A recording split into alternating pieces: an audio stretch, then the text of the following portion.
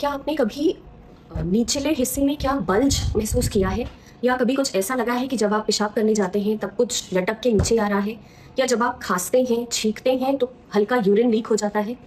Many patients suffer these symptoms silently because उनको ये लगता है कि ये चाइल्ड बर्थ या एजिंग की वजह से है और ये नॉर्मल सिम्टम है, बट ये प्रोलैप्स की वजह से ऐसा हो सकता है। So very warm welcome to all of you, myself doctor Priya Tiwari. आज हम लोग इसी टॉपिक पे बात करेंगे कि what is uterine prolapse. So सबसे पहले जानते हैं कि प्रोलैप्स होता क्या है। कई बार जब नीचे वाले मसल्स हमारे वीक हो जाते हैं, ये हो सकता है जेनेटिक रीजन की वजह से हो, या हमारा नॉर्मल डिलीवरी कई बार हुआ हो, 2-3 नॉर्मल डिलीवरी हुआ हो, या एज की भी वजह से नीचे मसल्स काफ़ी ढीले हो जाते हैं और इसकी वजह से वो लटक जाते हैं। एंड इसी को हम यूटेराइन प्रोलैप्स या इस प्रोलैप्स के साथ एसोसिएटेड और चीज़ें होती हैं लाइक सिस्टोसील, रेक्टोसील, मतलब पेशाब की थैली भी थोड़ा लटक जाती है एंड पॉटी वाला रास्ता भी थोड़ा सा लटक के बाहर आ जाता है। ये सबको कंबाइंड हम लोग प्रोलैप्स बोलते हैं, प्रोलैप्स ऑफ पेल्विक ऑर्गन्स। इसमें भी डिग्रीज होती हैं, first degree prolapse, second degree, third degree and fourth degree. अगर आपका जो वजाइनल ओपनिंग है उससे पहले ही है अगर प्रोलैप्स, तो उसको हम फर्स्ट डिग्री प्रोलैप्स बोलेंगे।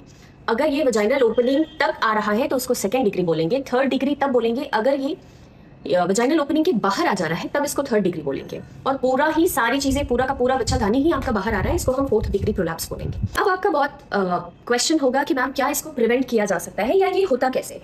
होता कैसे है मैंने आपको बता दिया कि या तो आपका कॉन्जेनाइटल मसल वीकनेस है, आपकी फैमिली हिस्ट्री है कि आपकी मम्मी को भी ऐसा हुआ है, तो हो सकता है आपको भी हो। नॉर्मल डिलीवरी की हिस्ट्री है, उस वक्त बहुत ज़्यादा प्रेशर लगाया गया था बच्चा को डिलीवर करने में, उन केसेस में भी हो सकता है। या आपका एज हो चुका है, आप 50, 55, 60 ईयर्स के हो गए हैं, तो मसल वीकनेस की वजह से भी ये हो सकता है।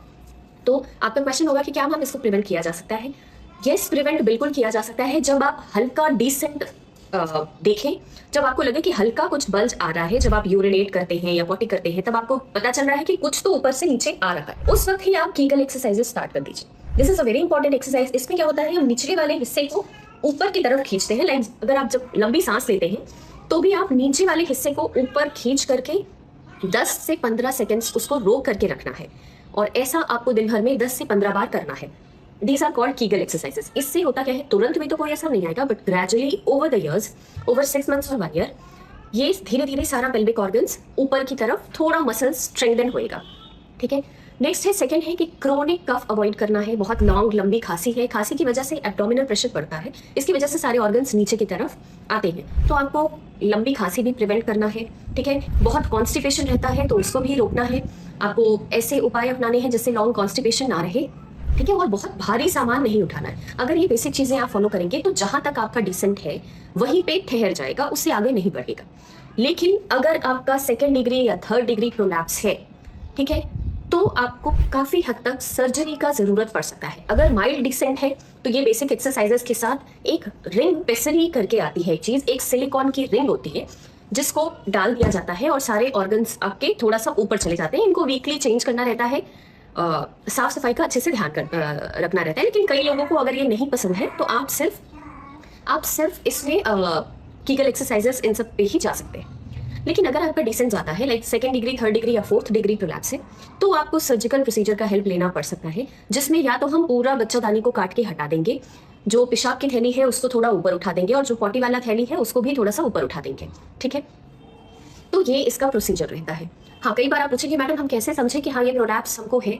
तो सबसे पहले तो आप जब यूरिनेट करने जाते हैं तो आपको लगेगा कि आपको नीचे कुछ, ऊपर का पार्ट कुछ नीचे लटक करके आ रहा है, आपका यूरिन का लीकेज हो जा रहा है, आप यूरिन ठीक से नहीं कर पा रहे हैं, यूरिनरी रिटेंशन रह रहा है, आपको लगा हुआ तो है यूरिन लेकिन आप पूरा उसको इवैक्यूएट नहीं कर पा रहे, आपको लंबा कॉन्स्टिपेशन रह रहा है, आप पूरी तरह अपना स्टूल भी पास ठीक से नहीं कर पा रहे। ठीक है। अगर ये सारी चीजें, अगर आपको कोई प्रोमिनेंट बल्ज दिख रहा है, ये सारे सिम्टम्स होते हैं प्रोलैप्स।